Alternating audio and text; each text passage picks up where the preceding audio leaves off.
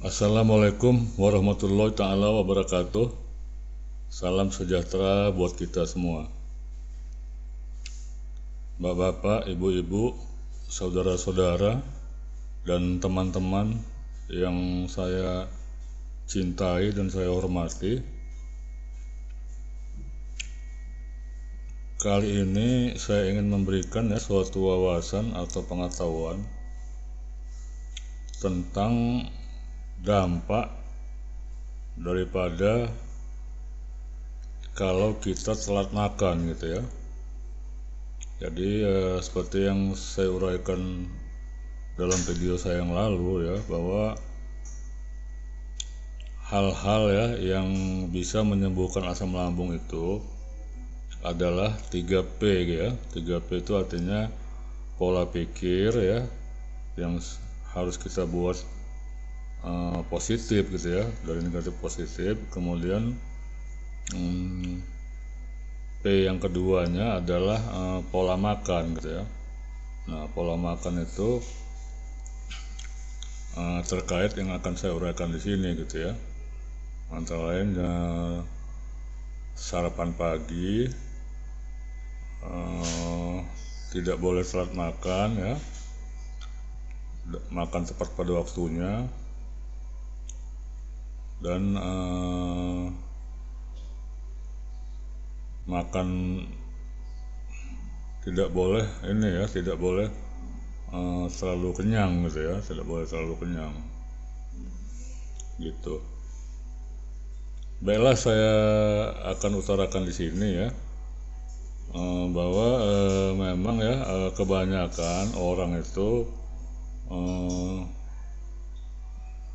karena kesibukan ya, seperti kita ketahui ya, bahwa sebetulnya ya orang yang terkena sakit asam lambung ini adalah mereka-mereka yang berusia produktif ya.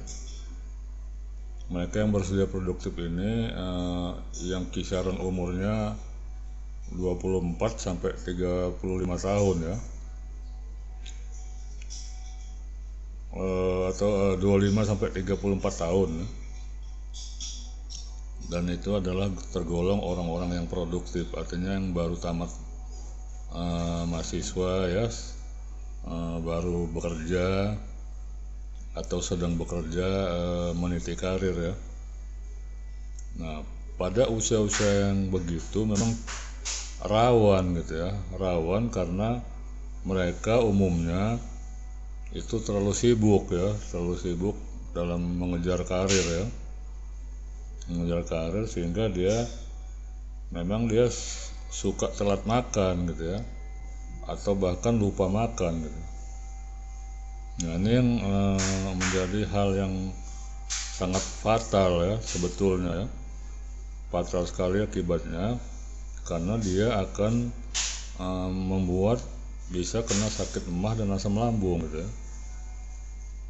Dan juga bagi yang sudah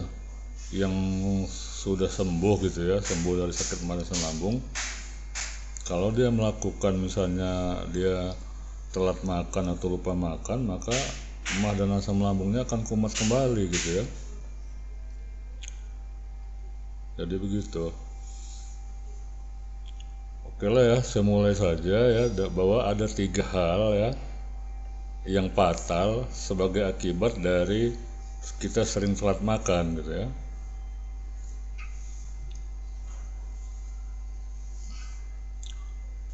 Jadi kalau kita sering telat makan, maka ada beberapa penyakit ya, penyakit pencernaan gitu ya maksudnya, yang bisa mengancam tubuh kita gitu ya, tubuh kita. Yang pertama ya, itu penyakit yang namanya irritable bowel syndrome ya, IBS ya, atau dalam istilah kita itu, bahasa kita itu namanya kram perut gitu ya. Jadi kalau kita telat makan, maka bisa terjadi kram perut gitu ya, atau IBS tadi ya. Itu penyebabnya adalah karena asam lambung ya, terjadi iritasi dalam lambung atau usus kita itu akibat dari ini ya, kita telat makan tadi gitu ya, sehingga akhirnya membuat asam lambungnya itu melukai atau mengiritasi dinding lambungnya gitu ya. Dan ini bisa membuat perut menjadi kembung ya, diare dan sembelit gitu ya. Itu yang pertama ya. Akibat kita sering telat makan, maka akibatnya kita bisa kena kram perut gitu ya. Kemudian yang kedua ya, itu namanya tukak lambung ya. Tukak lambung itu dalam dalam ininya adalah peradangan pada lambung gitu ya. Peradangan pada lambung. Jadi lambung itu juga terluka atau iritasi yang disebabkan oleh cairan lambung pada dinding lambung, pada cairan lambung itu menyerang ini ya, mengiritasi dinding lambungnya gitu ya. Jadi lapisan dinding lambungnya terkikis ya, jadi akhirnya dia menyerang dinding lambung gitu ya. Itu gejalanya ya, antara lain ya, pertama itu nyeri perut, kedua tidak ingin makan karena sakit ya, kemudian mual dan muntah ya, atau muntah, kemudian kembung, kemudian bersendawa atau reflux asam lambung ya. Jadi kita ada rasa mau keluar cairan ya dari kerongkongan ini gitu ya.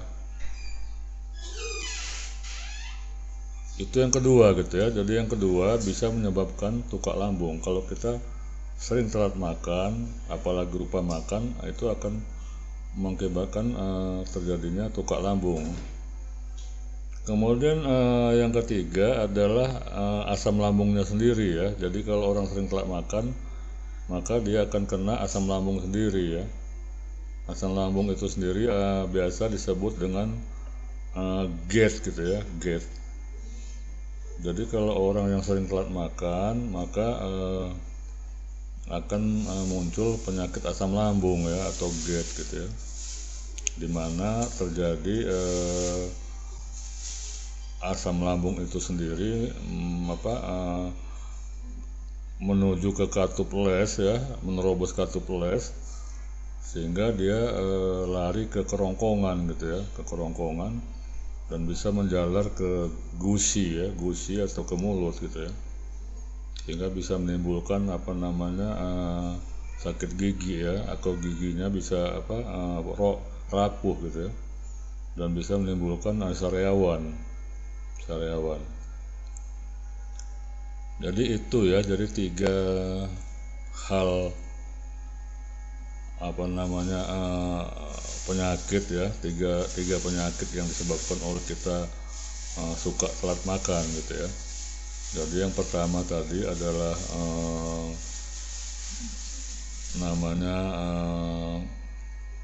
IBS ya, atau kram perut ya. Yang kedua adalah tukak lambung. Yang ketiga adalah GERD ya, atau sakit asam lambung sendiri gitu.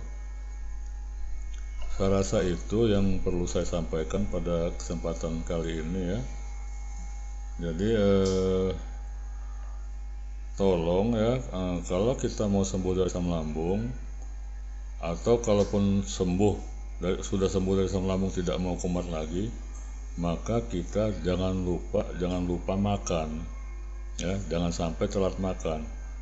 Makan harus tepat pada waktunya ya. Jadi biasakan makan tuh jangan telat. Jadi kalau kita biasa makan jam 1, makan jam 2 gitu ya kalau siang.